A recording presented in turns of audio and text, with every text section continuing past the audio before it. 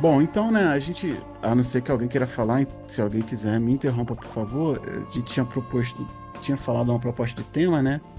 E aí eu queria ver pra gente desenvolver algumas coisas, estava lá no convite, né? É um chamamento, né? E ele diz basicamente, né? Seu ser pai me deu visibilidade, mas me apagou como homem. E aí fala um pouco pra gente falar um pouco sobre o papel do pai, né?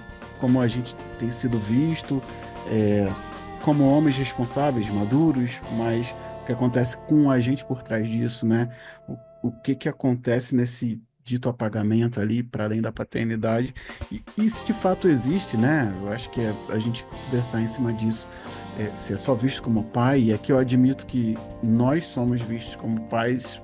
E nessas prerrogativas que a gente está falando aqui, a gente não está, não, pelo menos nesse espaço que a gente está aqui, questionando ser ou não pai, ser ou não presente, ser, enfim, aqui todo mundo sabe o nível de envolvimento que tem, que é o que cada um pode oferecer aqui dentro das suas condições, e isso não é passível de julgamento, né? Afinal das contas, em relação à paternidade. Mas eu queria discorrer um pouco a respeito disso, né? Em essas coisas que vão sumindo ali, vão aparecendo, vão sumindo.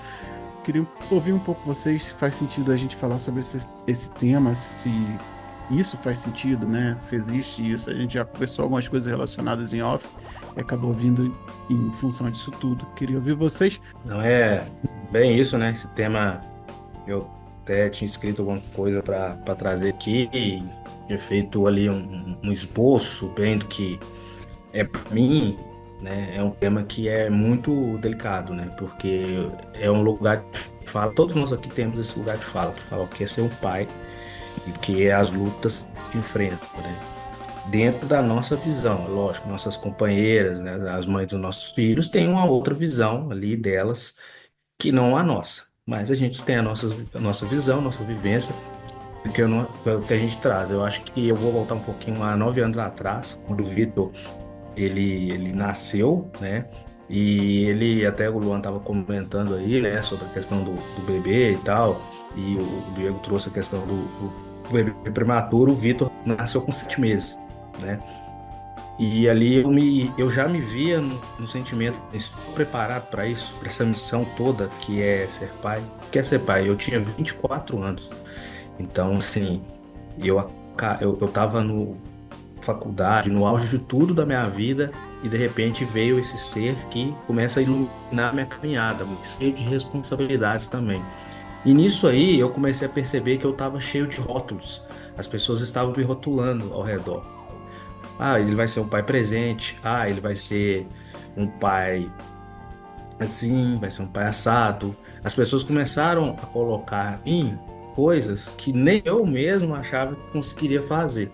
Ou seja, como se fosse para medir meu caráter ali da para frente. Porque além da pressão que você tem para ser pai, tem essas pessoas ao seu redor que ainda te colocam essa pressão porque a sociedade imprime isso, né? Então, ó, esse cara vai ser o pai presente, esse cara vai ser isso. E por muitas das vezes eu não me via nesse papel, né? Inclusive ainda morando com a mãe dos meus filhos. Então eu posso ter uma outra ideia de questão de responsabilidade, que é o participar. Participar. Como é que eu iria participar e ser esse pai ideal? Eu não sou o pai ideal. Eu detesto quando falam comigo. Inclusive, algumas mulheres falam assim: ah, você é um pai ideal. Você é um pai. Eu não sou o ideal de nada.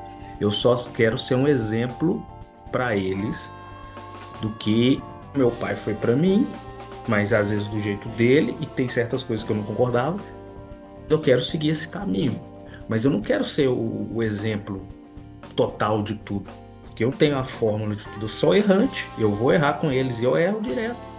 Então, coisas que sobre ser o pai responsável, às vezes me deixa um pouco assim na defensiva. Então, eu sempre trago comigo essa ideia de que eu vou participar como eu posso e do jeito que eu posso fazer.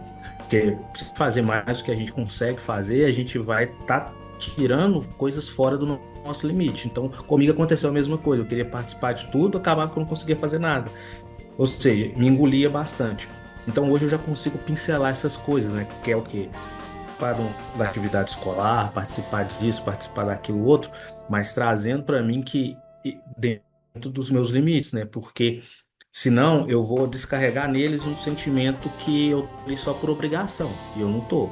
Eu quero que eles entendam que eu sou o amigo deles, né? Então, assim, quando eles vêm para conversar comigo e tal, eles conversam como se eu fosse um amigo deles, assim, sem ser essa hierarquia de pai para filho, porque eu não quero também que tenha essa hierarquia. Lógico, eu respeito, mas eu quero que eles entendam que eu sou o melhor amigo, o amigo deles e eles são os meus melhores amigos. Então eu pego muito essa de tirar esses rótulos da gente, sabe? Porque a gente é rotulado o tempo inteiro, cara. A gente é rotulado, e porque quando a gente falha, aí esses rótulos se transformam em outra coisa. Ah, eu não esperava que ele fosse assim. Ele não Sim. era assim. O que aconteceu? Então, trazer até essa ideia sobre ser um pai responsável, né?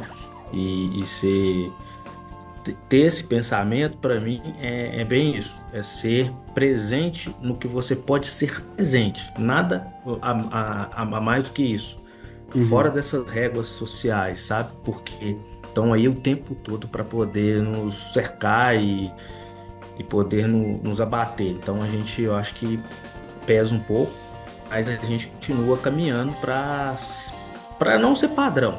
A gente continua Uhum. caminhando para sobreviver com eles. Nossa, maravilha, show de bola. Lembrei de umas coisas que o Wesley disse, depois eu vou retomar aqui se ele não levar, se ele não trouxer, mas show, show, muito bom, obrigado.